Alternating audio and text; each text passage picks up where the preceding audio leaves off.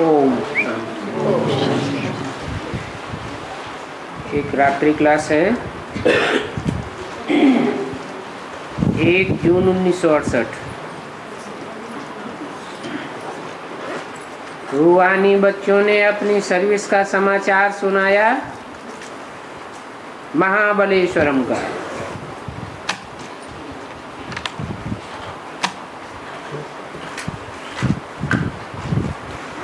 किसने पूछा? उन्होंने कहा बाप दादा ने पूछा।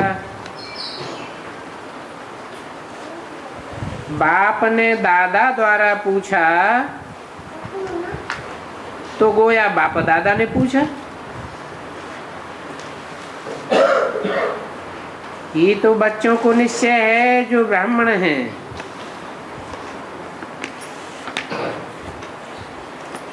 कि बाप दादा दोनों ने पूछा। जो शूद्र हैं उनको इस बात पर निश्चय नहीं है।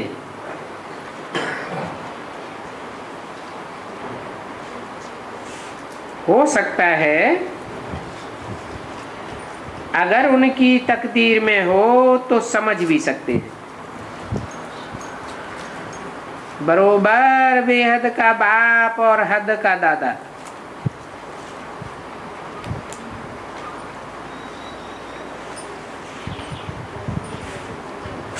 बेहद का बाप कौन और हद का दादा कौन?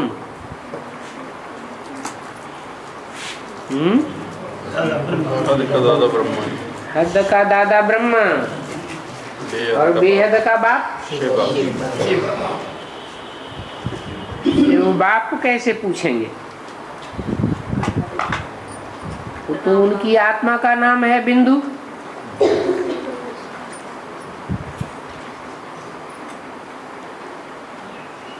बाप दादा कहा जाता है तो एक है बेहद का बाप जो सदैव परमधाम वासी है। इस सृष्टि पर आता है तो भी परमधामी स्टेज में रहता है। और दूसरा बेहद का बाप है मनुष्य सृष्टि का बाप।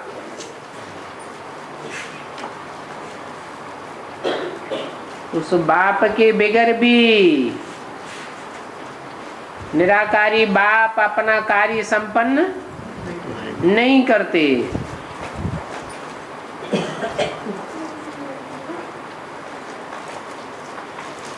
तो हद का बाप एक निराकारी बाप और दूसरा हद का बाप एक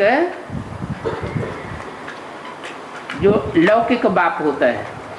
हर एक का अपना अपना। और बेहद के बाप दो। और बाप के साथ जो दादा है वो भी एक है, लेकिन उसे हद का क्यों बताया है? हाँ, ब्रह्मा कुमारियों का बाप है, उसे वो दादा मानती हैं। बाकी सारी दुनिया उसको नहीं मानती। हाँ, क्योंकि बेहद का बाप आते हैं हद के दादा के पास और अनेक बार आते हैं।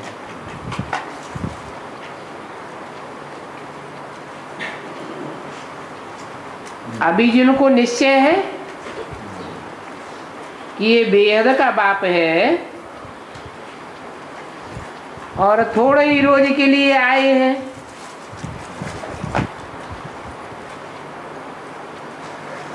थोड़े ही रोज में नई दुनिया स्वर्ग बनाने आए हैं।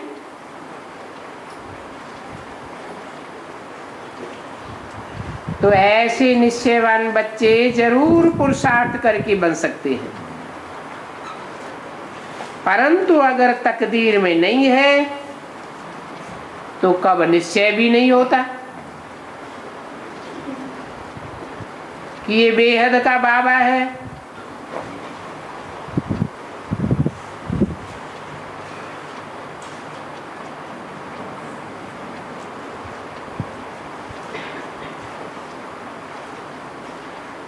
बाबा साकार में होता है या सिर्फ निराकार को बाबा कहते हैं? साकार निराकार। बाबा माने ग्रैंडफादर, फादर का भी फादर। जिस बाबा से ही और सभी वर्षा लेते हैं, चाहे सनातन धर्म के हों और चाहे दूसरे दूसरे धर्मों के हों। एक जन्म का मुक्ति और जीवन मुक्ति का वर्षा तो सभी लेते हैं।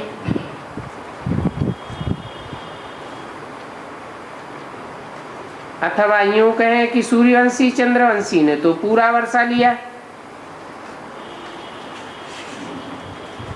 तो हम भी पुरुषार्थ करके क्यों न लेवे। परंतु जिनकी तकदीर में नहीं है तो बुद्धि में बैठता ही नहीं है।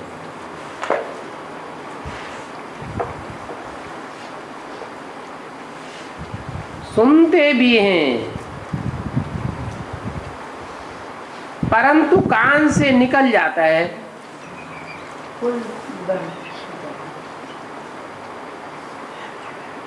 ऐसी क्या बात? निश्चय नहीं।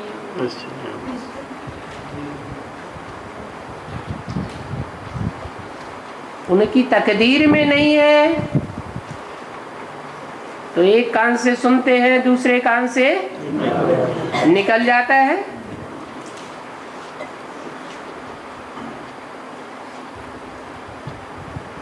भक्ति मार्ग में कहते हैं कि भगवान ने जब भाग्य बांटा तो क्या सोए हुए थे?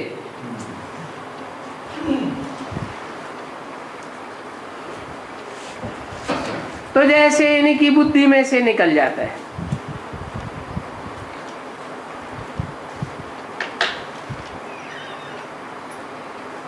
कोई समझ जाते हैं बाबा राजधानी स्थापन करते हैं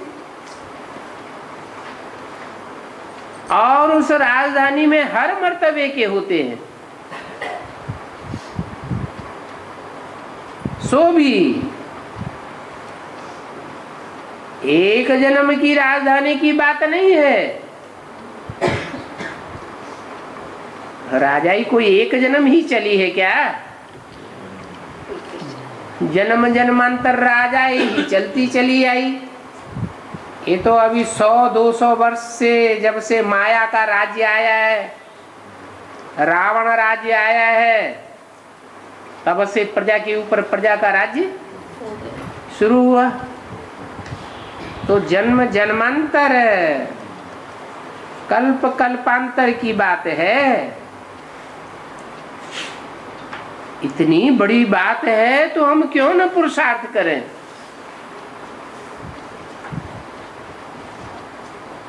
ऐसे को फॉलो करें जिनके कदम कदम में पदम भरे हुए हों। कदम कदम में पदम क्या होता है? कोई स्थूल बात थोड़ी ही है। कहते हैं इस काम के लिए कदम उठाना है, तो क्या एक कदम की बात है? स्थूल कदम की बात नहीं। कोई काम करने के लिए, कोई भी काम करने के लिए सन्नद्ध होता है तो कहते हैं कदम उठाया। तो ऐसे ही फॉलो उनको करना चाहिए कि जो कोई भी काम के लिए कदम उठाएं तो पदम भाग्यशाली बने। ऐसों को फॉलो करना चाहिए। और यह बनने का भी है क्या? ऐसा पद बनने वाला भी है कि जिनके हर कदम में जीवन में जो भी कदम उठाएंगे ईश्वरीय श्रीमत पर उठाएंगे, और ईश्वरीय श्रीमत के आधार पर उठाए हुए कदम में पदमों की कमाई भरी हुई होगी। ऐसा बनने का है ना, हम भी फॉलो क्यों नहीं करें? जो हम विजयमाला के दाने बन जावे। लक्ष्य क्या दिया? ये लक्ष्य नहीं दिया कि रुद्रमाला के दाने बन जावे। रुद्रमाला के दाने ये बाप की सुमिरनी के मणके तो हैं, बाप इनको सुमिरन करता है। क्यों करता है? तो बाप को पहचान लेते हैं, बाप को पहचानते भी जल्दी हैं, सही। और बाप की सेवा भी बहुत करते हैं, और बाप को प्रत्यक्ष भी वही बच्चे करते हैं। ये सारी बात तो है, लेकिन उसमें विजयमाला में आने वाले फिर नंबरवार हैं। कोई तो पहले पहले आते हैं और कोई बाद में आते हैं। जो असली पुरुषार्थ है पवित्र बनने का, वो पुरुषार्थ पूरा जल्दी कर नहीं पाते। तो बाबा कहते हैं इनके ड्रामा में नहीं है तो क्या करेंगे? कहेंगे उनके पार्ट में ही नहीं है तो इनका इतना पुरुषार्थ भी नहीं कर सकते। जिनका पार्ट है वो पुरुषार्थ भी करते हैं। क्या पार्ट है? कदम में पदम भरने का, विजयमाला में आने का जिनका पार्ट है वो पुरुषार्थ करते हैं। पुरुषार्थ करते करते बहुत मीठे बन जाते हैं। जो पवित्र आत्मा बनती जाएगी तो उसमें कड़ुआहट बढ़ती जाएगी या मिठास बढ़ती जाएगी? मिठास बढ़ती जाएगी।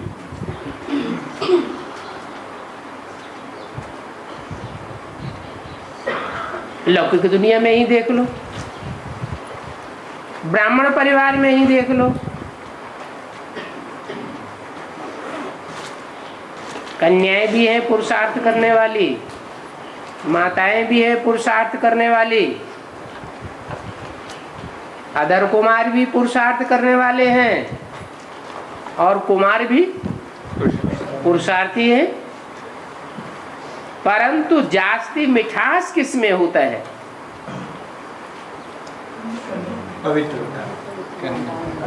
यहाँ तो 4 ग्रुप बताए, अधर कुमार, अधर कुमारियां हैं, अधर कुमार, अधर कुमारियां, कुमार और कुमारियां, उनमें ज्यादा मिठास किन में होता है? क्यों होता है? क्योंकि प्योरिटी की पावर भरी हुई है। भले पूर्व जन्म की तो सबकी एक जैसी है, क्योंकि कोई जन्म पुरुष का मिला है, कोई जन्म स्त्री का मिला है, लेकिन वर्तमान जन्म में कुमारियां तो पवित्र हैं, तो ऑटोमेटिक उनमें मिठास भरी हुई है।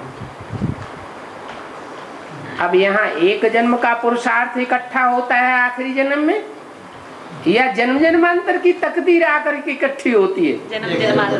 जन्म जन्मांतर की बनी बनाई बन रही अब कछु बननी ना।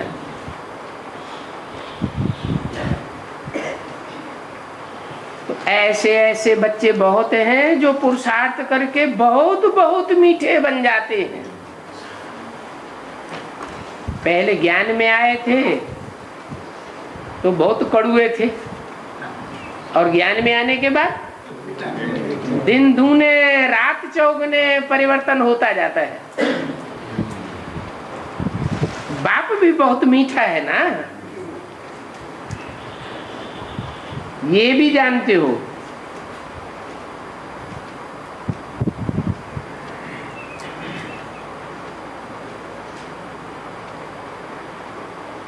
सबसे जास्ती मुलम्मा भी हम बनते हैं। मुलम्मा माने खोटा सोना, खराब सोना। और सबसे जास्ती सच्चार भी हम ही बनते हैं।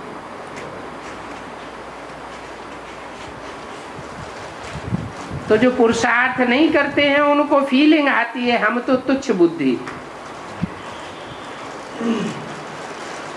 अभी बाप तो बिल्कुल स्वच्छ बुद्धि बनाते हैं।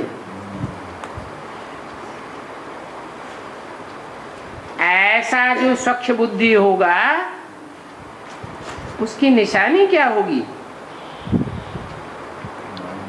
वो कब किसको दुख नहीं देगा। मनसा के संकल्पों में भी शुभ भावना और शुभ कामना समाई हुई होगी। वाचा में भी कोई ऐसी वाचा नहीं निकलेगी जिससे कोई की आत्मा दुखी हो जाए। और कर्म इंद्रियों से भी अनेक प्रकार की कर्म इंद्रियां है ना, उन कर्म इंद्रियों से भी कोई ऐसा कर्म नहीं करेगा कि कोई दुखी हो जाए, रोना आ जाए। रुलाता कौन है? रावण रुलाता है। बाप किसको दुख नहीं देते हैं? क्या बाप का असली पार्ट क्या है? पतितों को पावन बनाने का। और पतितों को पावन बनाने के लिए साकार में आते हैं या निराकार आकार में बैठे बैठे पतितों को पावन बनाई देते हैं? साकार में भी आते हैं, संग के रंग में भी आते हैं, हर संबंध से पार्ट बजाते हैं। फिर भी किसको दुख दुख अनुभव नहीं होता है बाप से। बाप से क्या अनुभव करते हैं? सुख अनुभव करते हैं।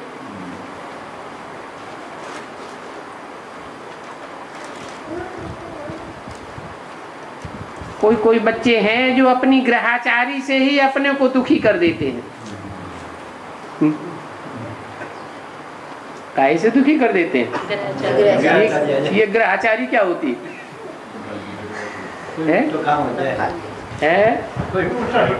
नहीं नहीं, 9 ग्रह है ना, 9 धर्मों से संबंधित 9 ग्रह हैं। उन ग्रहों के जो स्वामी हैं, मुखिया हैं, वो भी तो 9 ही होंगे। 9 रत्न कहे जाते हैं ना।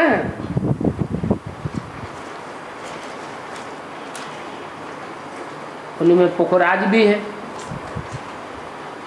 कोई वैल्यू नहीं। उनमें हीरा भी है, मोस्ट वैल्यूबल। रोशनी ही रोशनी, अंधेरे में भी डाल दो तो भी रोशनी ही रोशनी। तो ग्रहाचारी का मतलब कोई ग्रह के आचरण में आ गए, संग के रंग में आ गए।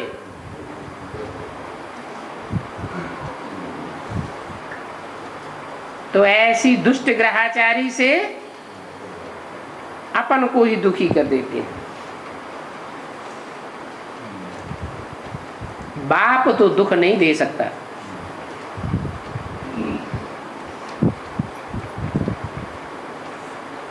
राम सुख देते हैं और रावण दुख देते हैं। बाप तो सभी की सदगति करने आए हैं, कोई को छोड़ेंगे नहीं। सभी के प्रति शुभ भावना है, कोई के प्रति दुष्ट भावना नहीं है। जैसे 3 देवताएं हैं मुख्य, ब्रह्मा की भावना, विष्णु की भावना और शंकर की भावना। श्रेष्ठ भावना किसकी मानी जाती है? क्यों? क्योंकि असुरों को भी समान भाव से देखते हैं। अगर असुर तपस्या करें तो असुर ले लें, देवताएं तपस्या करें तो देवताएं ले लें, जो जितना पुरुषार्थ करे सो उतना ले ले। न्याय क्या कहता है? न्याय भी यही कहता है, जो जितना करे उसको उतना मिलना चाहिए। और ब्रह्मा जी क्या करते हैं?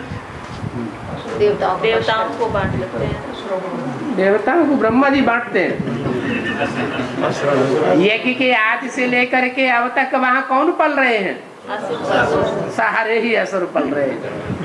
जिन्होंने ज्यादा चमचागिरी की, जिन्होंने बहुत तपस्या की, ब्रह्मा ब्रह्मणे नमः ब्रह्मणे नमः, बहुत ब्रह्मा का नाम लिया, तो उनको भी वरदान दे दिया। शास्त्र में ऐसा आया है ना। शास्त्र कहाँ की यादगार है? संगम युग की ही यादगार। तो जितने भी असुर हैं, फले फूले हैं, तो अम्मा की गोद में बहुत फले फूले हैं। अम्मा का भाव स्वभाव ऐसा होता है, बच्चा चाहे जैसा कैसा भी हो, उस बच्चे को अपनी गोद से अलग नहीं करेगी, उसके लिए भी सुखदायी ही बनेगी। और विष्णु का क्या स्वभाव संस्कार है? जो देव आत्माएं हैं उनको वरदान देंगे, उनको बढ़ावेंगे। असुरों को कभी विष्णु के द्वारा बढ़ावा नहीं मिलता।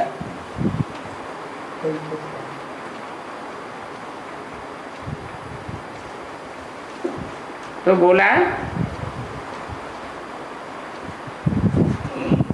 बाप तो कोई को दुख नहीं दे सकता, परंतु न्याय तो देंगे ना। बाप कोई को दुख नहीं दे सकते हैं, बाप तो सबकी सदगति करने आए। कोई तंग भी करते हैं क्या? बाप को कोई तंग भी करते हैं तो भी बच्चे तो हैं ना, सभी को बाप के घर तो जाना है ना। जो तंग करते हैं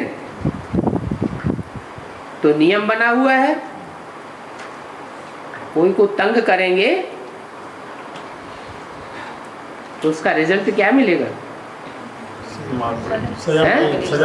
सजा मिलेगी। अरे छोटे मोटे आदमी को तंग करेंगे, साधारण आदमी को तंग करेंगे तो चलो छोटी सजा मिल जाएगी। बड़े आदमी को तंग करेंगे तो सजा भी बड़ी मिल जाएगी। तो बाप तो है मीडियम है कि ऊंचते ऊंचे, ऐसे ऊंचते ऊंचे बाप को अगर कोई तंग करेंगे तो बाप तो समझते हैं इनको बहुत सजा मिलने वाली है। समझते हैं कि जो तंग करते हैं तो सजाएं भी बेचारे खाते हैं। बाप तो फिर भी सुखदाता है?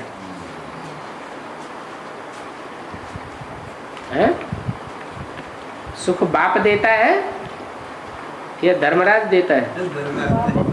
धर्मराज तो सजाएं दे देता है और बाप तो सदैव सुख ही सुख देता है, अभी भी सुख देता है। पास्ट में जो ड्रामा हुआ यज्ञ में, उसमें भी बाप ने सुख ही दिया है, और भविष्य में भी जब तक ड्रामा में संगम युग में बाप का पार्ट है तब तक सुख ही सुख देता रहेगा। बिंदु बाप की बात नहीं है।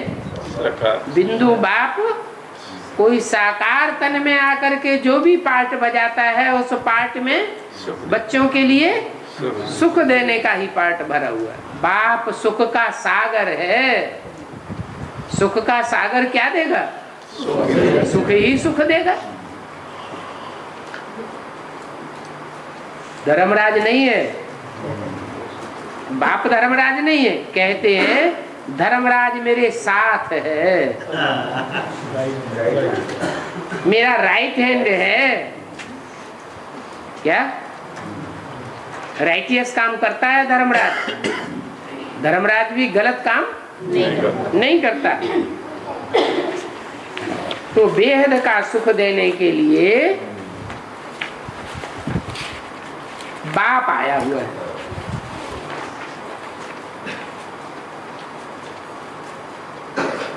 और जितने भी बाप हुए हैं दुनिया में,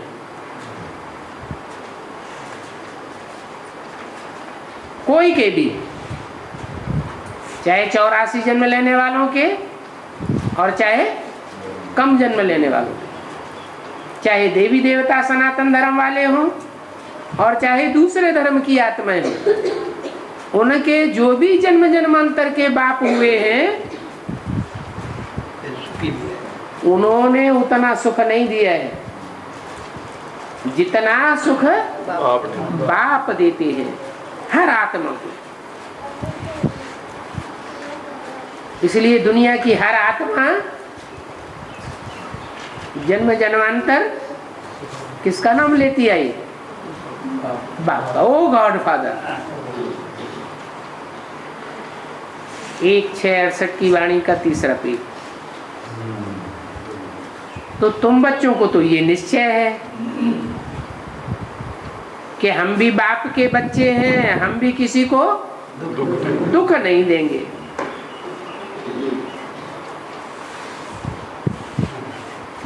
टटोल के देखना चाहिए अपने को, हैं? सुबह से शाम तक बाप के बच्चे बन के रहते हैं या दुख देने वाले के बच्चे बन जाते हैं। भावना, कामना, वाचा, कर्मणा ऐसी रहती है कि जिससे बुद्धि में आवे कि हम बाप के बच्चे हैं। बीच में माया भी क्या करती है? बाप ने डोरा दाज नहीं डालती है, बाप के बच्चों को अपना बना लेती है। पूरा ही रावण के प्रभाव में आ जाते हैं और प्रभाव से प्रभावित होकर के दूसरों को दुख देने लग पड़ते हैं। अभी बच्चे पुरुषार्थ करते रहते हैं, या पुरुषार्थी के लिए थोड़ी छूट है नीचे ऊपर होने की। अभी वो अवस्था नहीं है, परिपक्व पुरुषार्थ की वो अवस्था अभी बच्चों में आई नहीं है। बेकायदे काम तो करते आए हैं ना। कितने जन्मों की लत पड़ी हुई है? 63 जन्मों की लत पड़ी हुई है बेकायदे काम करने की। पापात्मा बनते आए हैं। बाप कहते हैं सबसे गंदा काम क्या किया है? 63 जन्मों है। 63 जन्मों में सबसे गंदा काम क्या किया है? काम किया भी है 63 जन्म में, भूल भी गए। पाप को सर्वव्यापी पता। अरे पाप तो ढेर होते हैं, लेकिन सबसे गंदा पाप कौन सा होता है? गीता का भगवान ये तो कहने और समझने की बात हुई।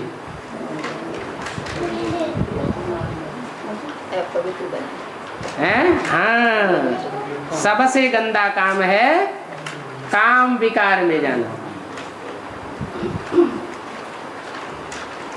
बेकायदे काम करते आए हैं। मैंने ये कायदे का काम नहीं है, ये कैसा काम है? बेकायदे काम है। पाप आत्मा बनते आए हैं। ये दुनिया ही विकारी है। कौन सी?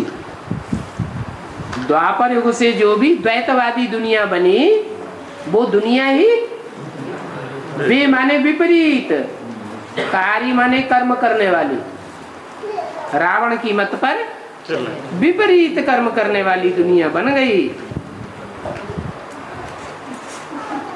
और अभी आने वाली है वह निर्विकारी दुनिया।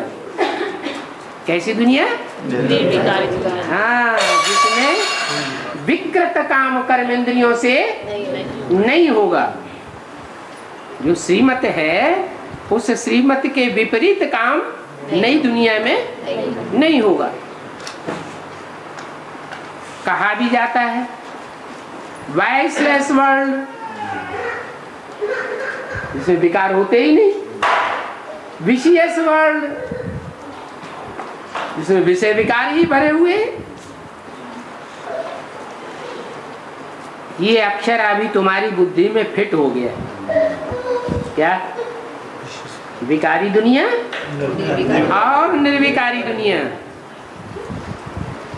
क्या होती है और कौन बनाते हैं, कब होती है, ये अच्छी तरह से तुम्हारी बुद्धि में बैठ गया।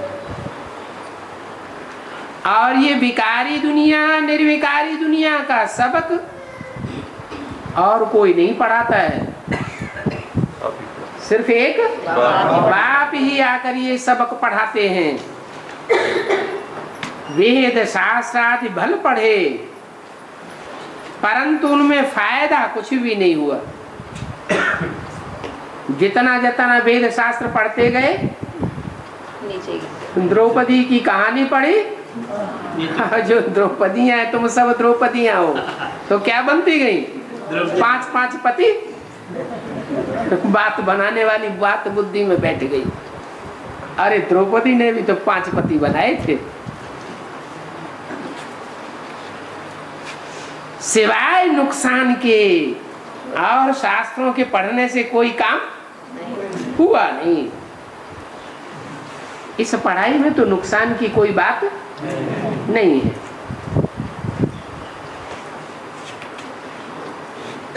इस पढ़ाई को पढ़ने से कोई सुखधाम भले न जावे, लेकिन शांति धाम तो चले ही जावेंगे ना। शांति तो मिलेगी।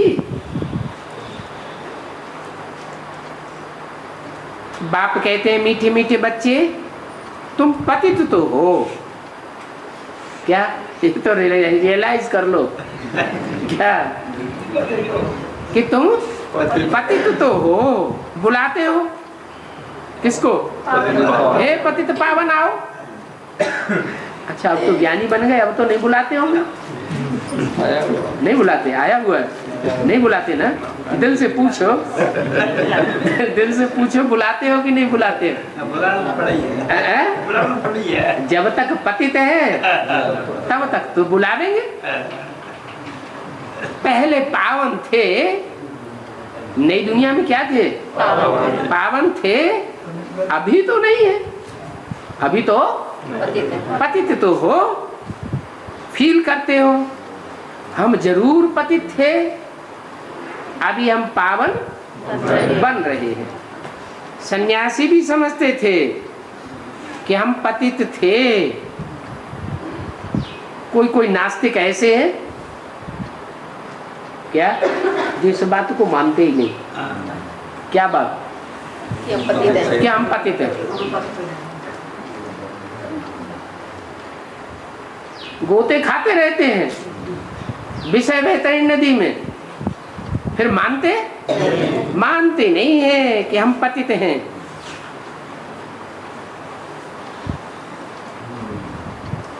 परंतु उनका भी पुनर्जन्म तो होता जरूर है। पुनर्जन्म होता है तो नीचे गिरते हैं या ऊपर उठते हैं? नीचे ही गिरते हैं, भले न माने कि हम पतित हैं। अगर पावन हो तो ऊपर उठे या नीचे गिरे? ऊपर उठे, लेकिन मानते नहीं हैं, लेकिन अंदर से है तो जरूर पतित। तो अंजाम क्या होता है? नीचे गिरते हैं। कई नास्तिक होते हैं, ऐसे नास्तिक कई होते हैं जो इन बातों को कुछ भी समझते ही नहीं हैं। यहाँ तो तुम बच्चे समझते हो, कोई भी विकर्म नहीं करना है और किसी को भी दुख नहीं देना है। फिर भी माया कुछ न कुछ विकर्म करा देती है। विपरीत कर्म करा ही देती है।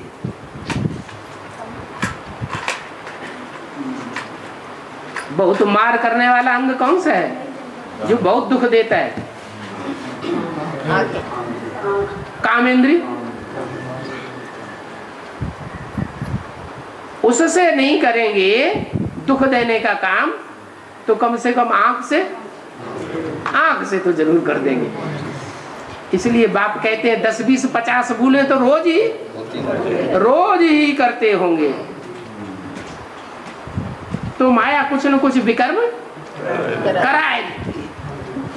जब तक पढ़ाई हो तब तक तुम्हारी ये युद्ध चालू ही रहती है। जिनकी पढ़ाई पूरी होगी उनका ये माया का युद्ध बंद हो जाएगा। और ये युद्ध भी जरूरी है। क्या? युद्ध भी जरूरी है। ये माया कोई कम नहीं है। जितनी ताकत बाप में है उतनी ताकत माया में भी है। ये कैसे?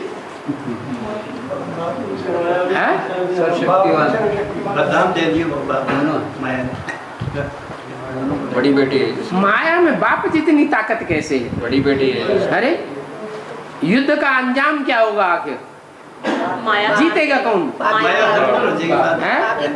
हार जाएगी और बाप जीत जाएगी। तो कौन हुआ सबसे क्यों बाप है? ज्यादा ताकत किसमें हुई? बाप में। तो ये क्यों कह दिया जितनी ताकत बाप में है उतनी माया में है? ये शूटिंग पीरियड चल रहा है ना। क्या ये कैसा कौन सा टाइम चल रहा है? शूटिंग पीरियड में जो जितना हारता रहेगा। हारना कैसे होता है? साइकिल पे सवार गिरता है बार बार, फिर झट से इधर उधर देखता है, कोई नहीं देख तो नहीं लिया, झट से सवार हो जाता है। तो वो हारा हुआ है या युद्ध करने वाला है? जो युद्ध करता रहे मरते मरते दम तक, शरीर छोड़ते तक भी अगर युद्ध करने की बुद्धि में बात है तो उसे हारा हुआ कहेंगे या युद्ध करने वाला सच्चा सिपाही कहेंगे? सच्चा सिपाही है। तो जो युद्ध करने वाले बच्चे हैं वो अपनी शूटिंग भले खराब कर लें, अनिश्चय बुद्धि हो जाते हैं तो शूटिंग खराब हो जाती है।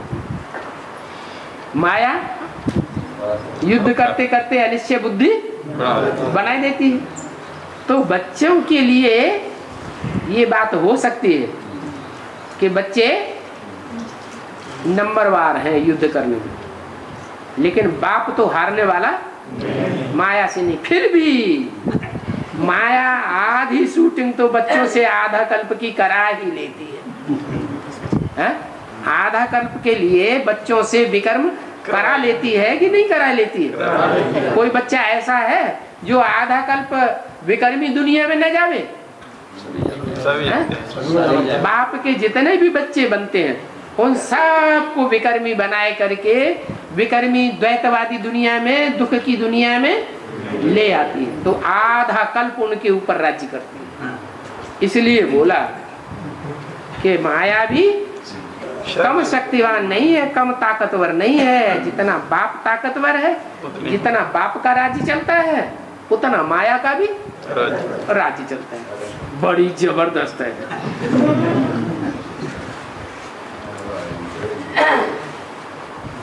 अब है तो सभी युद्ध के मैदान में है। 500 करोड़ युद्ध के मैदान में है। 500 करोड़ को तो ज्ञान ही नहीं है, अभी नहीं है, आगे चल के हो जाएगा। तो जो भी आवेंगे जिनकी बुद्धि में ज्ञान बैठता जाएगा उनकी शूटिंग चालू हो जाती है। तो आधा आधा होता होगा, क्योंकि माया कम ताकतवर तो है नहीं। तो आधा सुख की शूटिंग हम कर लेते हैं और आधा दुख की शूटिंग कर लेते हैं। बहुत थोड़ा मार्जिन होता है।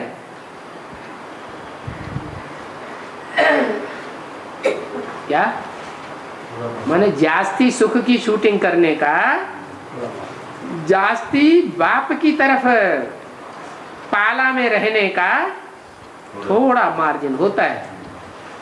तो उसमें थोड़े बच्चे जब पहुंचेंगे या 500 करोड़ पहुंचेंगे। थोड़े बच्चे हैं सूर्यवंशी जिनको आधे से ज्यादा सुख मिलता है और आधे से आधा आधे से कम दुख मिलता है।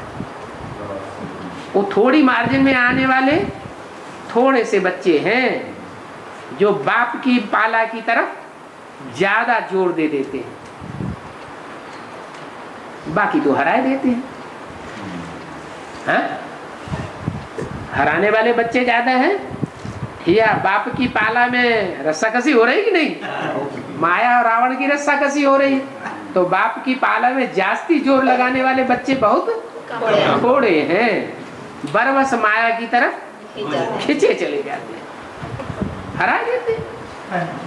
बच्चे जो अनन्य हैं, जो अनन्य बच्चे, उन्हें जैसे कोई दूसरे नहीं हैं, ऐसे अनन्य बच्चों को अपने ऊपर बड़ी खबरदारी रखनी है। कहीं ऐसा न हो कि हम माया के प्रभाव में आकर मायावियों के प्रभाव में चले जावें और बाप के पाला को छोड़ दें। रस्साकसी करते हैं ना, तो कभी एक तरफ खिंचे हुए चले जाते हैं, तो जो हारता है वो ग्रुप दूसरी तरफ चला जाता है। तो बताया ऐसा ना हो, ऐसा कोई कर्तव्य ना हो जाए जो बाप का नाम बदनाम कर दे। श्रीमत के बरखिलाफ कर्तव्य हो जाएगा तो क्या होगा? हमारी ताकत कम हो जाएगी और माया हमको अपनी तरफ खींच ले जाएगी। तो कहेंगे ये भगवान के बच्चे हैं, सर्वशक्तिमान बाप। कहते भगवान बाप सर्वशक्तिमान उसके बच्चे हैं, इनकी हालत तो देखो क्या हो रही। तो बदनामी होगी या सरनामी होगी? बदनामी हो जाती है। सुप्रीम बाप, सुप्रीम टीचर और सदगुरु भी सुप्रीम। ये बात तो बच्चों को पक्की रखनी चाहिए। क्या हम सुप्रीम बाप के बच्चे हैं, सुप्रीम टीचर के स्टूडेंट हैं और सुप्रीम गुरु, जिससे ऊंचा कोई गुरु होता नहीं। हम उसके हैं और कोई ऐरा गैरा नत्थु खैरा के बनने वाले नहीं हैं। बच्चों को तो पक्का है। बाप कहते हैं मैं इस रथ में प्रवेश करके रचयिता और रचना का परिचय देता हूं। क्या कहा? देता है। कौन से रथ में प्रवेश करने की बात है? कौन से सन की वाणी है? 68 से पहले की वाणी जितनी भी हैं, उनमें जिस रथ में प्रवेश किया, उस रथ में प्रवेश करने से ये पता चला कि रचयिता कौन है, रचना कौन है? हैं? रचना तो ब्रह्मा हुआ है।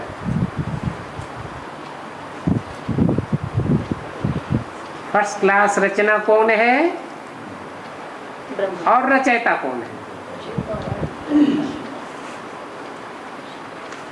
रचनाएं तो अनेक हैं, लेकिन पहला पत्ता तो कृष्ण ही है।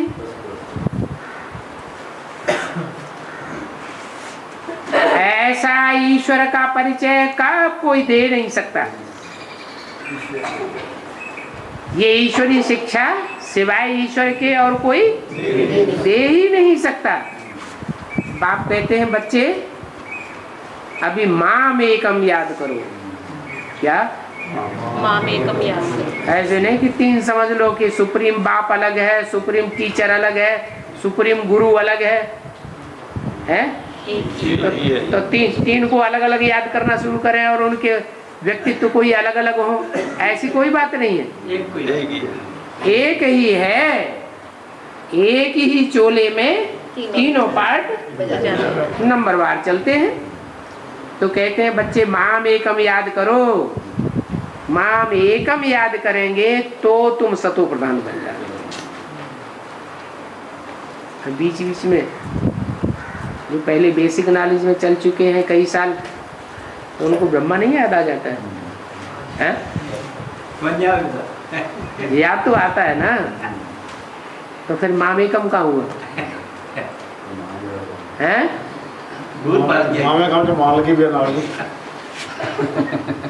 बाप कहते बच्चे माम एकम याद करो तो तुम सतो प्रधान बन जाएंगे।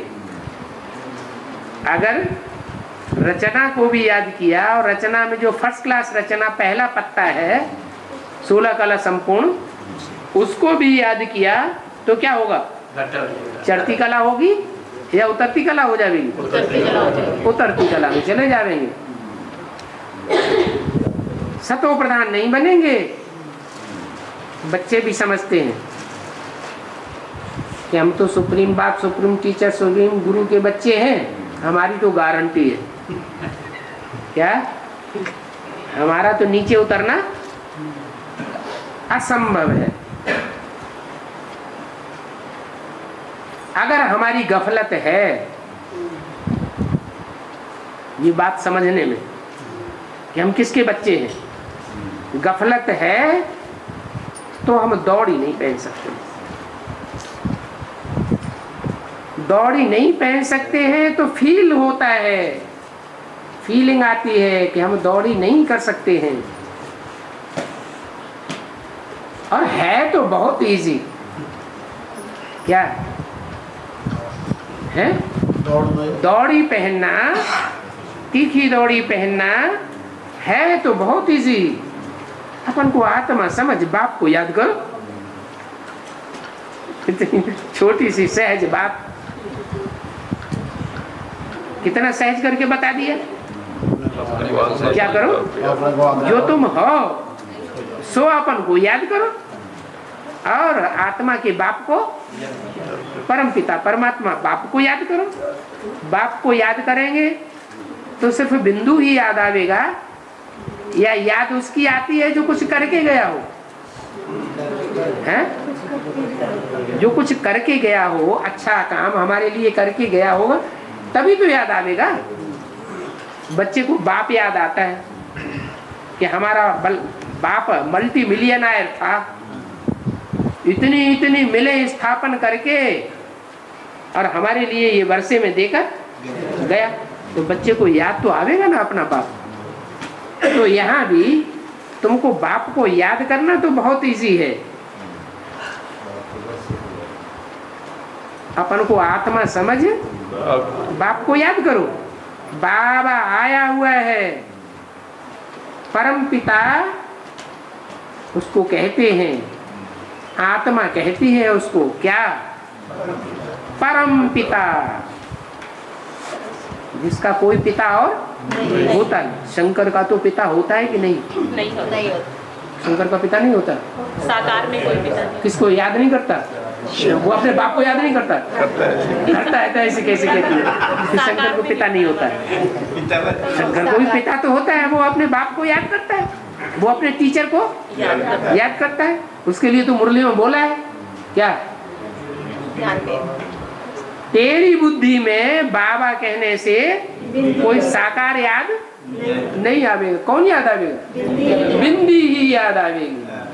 तेरे लिए बिंदी ही क्या हो गई? बाबा हो गई। गाया भी जाता है शिवरात्रि। क्या? किसकी रात्रि? शिवरात्रि। और शिव किसका नाम है? शिव तो बिंदु का नाम है। शिव तो ज्योति बिंदु का नाम। बिंदु भी कभी रात्रि में होता है क्या? फिर किसकी रात्रि? जिसमें मुकर्रर रथ में प्रवेश करता है उसकी रात्रि होती है, घोर अंधकार में चला जाता है।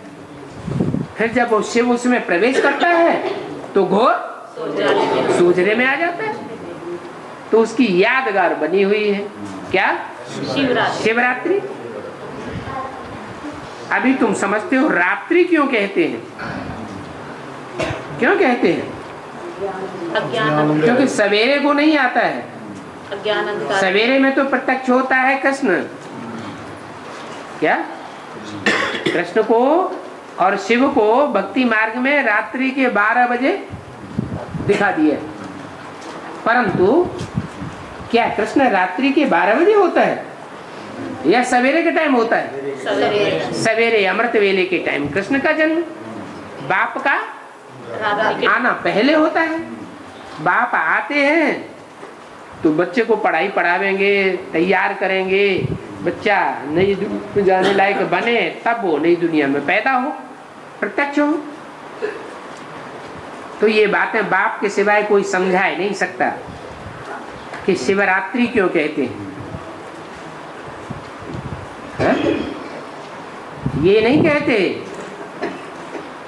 शिव का जन्म हुआ, शिव जयंती नहीं कहते। क्यों नहीं कहते? अरे जयंती तो साकार की होती है या निराकार की होती है? जन्म तो साकार का मनाया जाता है। और शिव तो ज्योति बिंदु, वो तो जन्म मरण के चक्र से न्यारा है। तो किसकी जयंती है वास्तव में? जिसमें प्रवेश करता है, वो प्रवेश करने वाला स्वरूप ही लिंग है। पहले तमो प्रधान होता है, फिर जब पुरुषार्थ पूरा होता है तो संसार में प्रत्यक्ष हो जाता है। तो ये रात्रि का रहस्य बाप के सिवाय कोई नहीं समझा सकता। सभी तो कहते हैं हम राजयोग सीख रहे हैं, ये भी समझाया है। हर जन्म में फीचर्स अलग अलग हो जाते हैं। क्यों? हर जन्म में सूरत अलग अलग क्यों हो जाती है? क्योंकि हर जन्म में सीरत में कुछ फर्क पड़ जाता है। कर्मों में कुछ ऐड हो जाता है या नहीं हो जाता है? कुछ न कुछ ऐड हो जाता है, कुछ न कुछ लेस हो जाता है। तो फीचर्स बदल जाते हैं। और एक का फीचर न मिले दूसरे 500-700 करोड़ मनुष्यात्म में। और कितनी वंडरफुल बात कि एक का चेहरा दूसरे से नहीं मिलता। माना चेहरे में आत्मा का जो फर्क है वो दिखाई पड़ना चाहिए।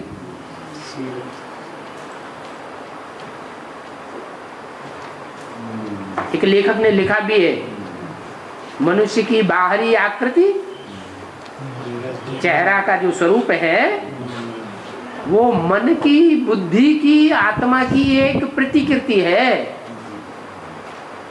जैसे कहते हैं फोटो स्टेट कॉपी। क्या? This is the index of mind. हाँ जी। तो फीचर्स अलग अलग हो जाते हैं। कृष्ण तो फिर भी और कोई जन्म में नहीं होगा, फिर भी हर कल्प के कौन से जन्म में होगा? पहले जन्म में ही होगा। तो बाप कितना राज समझाते हैं।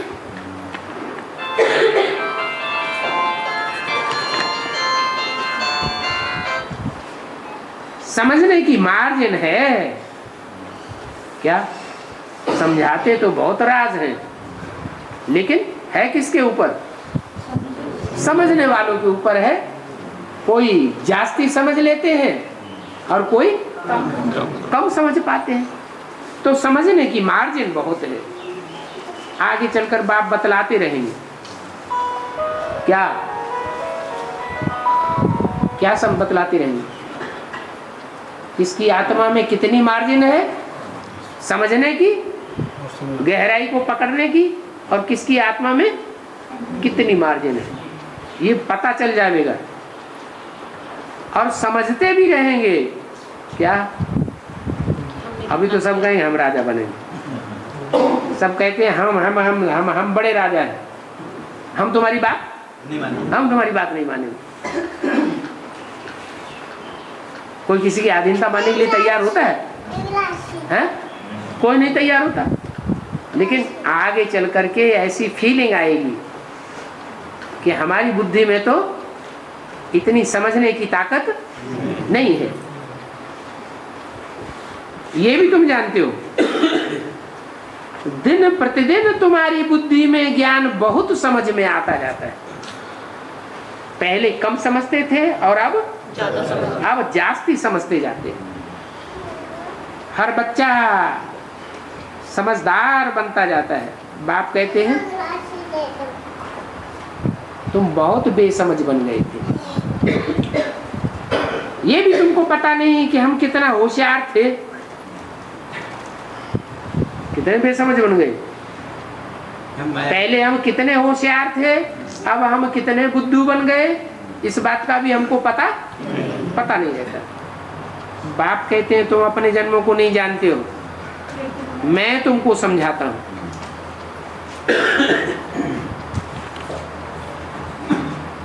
बाप बताते हैं तुम्हारे जो भी अनन्य हैं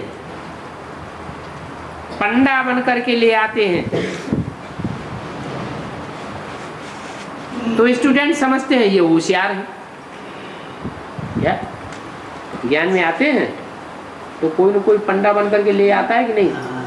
जो पंडा बन करके ले आता है या संदेश देता है तो हम उसको क्या समझते हैं? ये बहुत होशियार है। पहली छाप पड़ जाती है। First impression is the last impression हो जाता है। हमको भी ऐसा होशियार बनना है, ये दिल में आता है ना।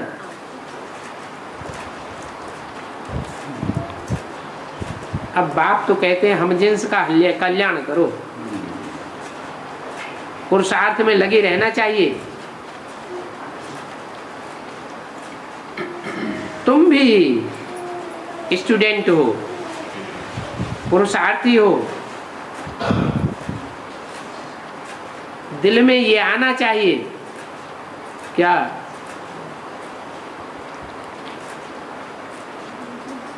सबके कल्याण की भावना होनी चाहिए। कोई का कल्याण करना है, कोई का नहीं करना है, सबके कल्याण की भावना होनी चाहिए। तो आबी के बच्चों की तकदीर जगावे, ये बुद्धि में रहना चाहिए या नहीं रहना चाहिए? रहना चाहिए। हमारी बुद्धि में रहना चाहिए। पहले घर का सुधार, फिर पर का सुधार। जो हमको ज्ञान में लाए हैं, पहले कौन है? अरे सारी दुनिया को संदेश किससे मिला? शिव बाबा से तो मिला। जो आबू में आकर के रहे हैं, उन्हीं के द्वारा सारी दुनिया में संदेश फैला ना।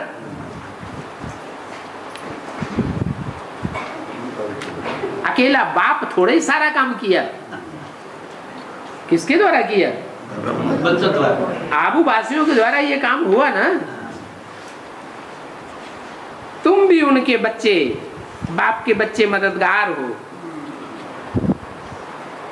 अच्छा, सुबह की निष्ठा यहाँ के लिए है, कहाँ के लिए? सुबह माने क्या है?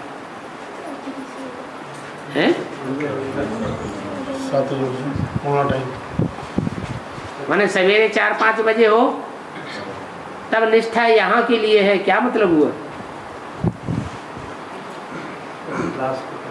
सुबह की निष्ठा यहाँ के लिए क्या? डेंटल कॉलेज के लिए? हाँ, सुबह असली कब होता है? असली सवेरा होता है कहाँ से शुरू होता है असली सवेरा? सारी दुनिया में आवाज फैलेगी, बाप आया हुआ है। और सांप की बुद्धि कहाँ पहुंचेगी? आबू में पहुंचेगी। क्यों लगेगी? जितनी बड़ी क्यों और दुनिया में कहीं भी नहीं लगी। तो सुबह की निष्ठा यहाँ के लिए है। कहाँ के लिए? आबू की बात है। तो बुद्धि में आता है कि हमको वहां पहुंचना है। हाँ? समेट लिया है? बुद्धि का योग समेट लिया, जो पसारा फैला हुआ है वो पसारा समेट लिया, बैग एंड बैगेज समेट लिया। कहीं जाना होता है तो क्या करते हैं, जल्दी जल्दी अपना बैग बैगेज समेट लेते हैं। अब जाना कहाँ है, सबको जाना बाप के घर में है। बाहर में कोई बाहर से आने के लिए नहीं कहते, सेंटर पर रहने वाले भल कर सकते हैं। यह है अपन को पावन बनाने की युक्ति। बाप कहते हैं अपन को अच्छी तरह देखते रहो। क्या हमने कहाँ तक बैग एंड बैगेज समेटा है, दुनियादारी में ही फंसे हुए हैं कि आगे क्या होने वाला है सो भी बुद्धि में आता है।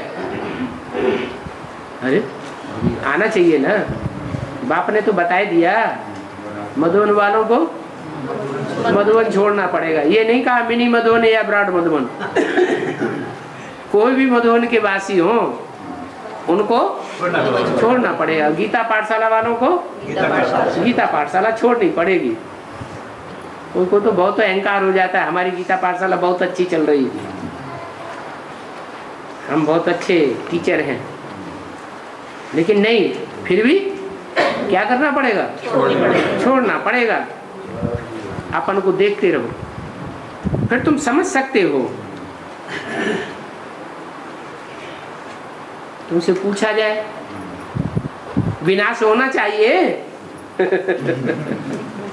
होना चाहिए कि नहीं होना चाहिए? होना चाहिए है? जिनकी बुद्धि में फिट बैठ गया होगा, क्या मधुबन वालों को मधुबन छोड़ना पड़ेगा, गीता पाठशाला वालों को गीता पाठशाला छोड़नी पड़ेगी। कहते हैं ना हमारी गीता पाठशाला, जो गीता पाठशाला में जाते हैं उनके लिए भी क्या कहेंगे,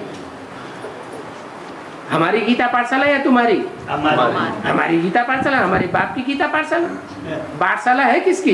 बाप की गीता पाठशाला। तो हमारी जो गीता पाठशाला है, चाहे हमारा मधुबन है, चाहे हमारा मिनी मधुबन है, उसके प्रति लगाव होना चाहिए। वर्तमान में जो भी है, या जब चाहे तो बैग एंड बैगेज समेटे और अपने ब्राड धाम में पहुंच जाए। विनाश होना चाहिए। हाँ जी, रेडी है, रेडी।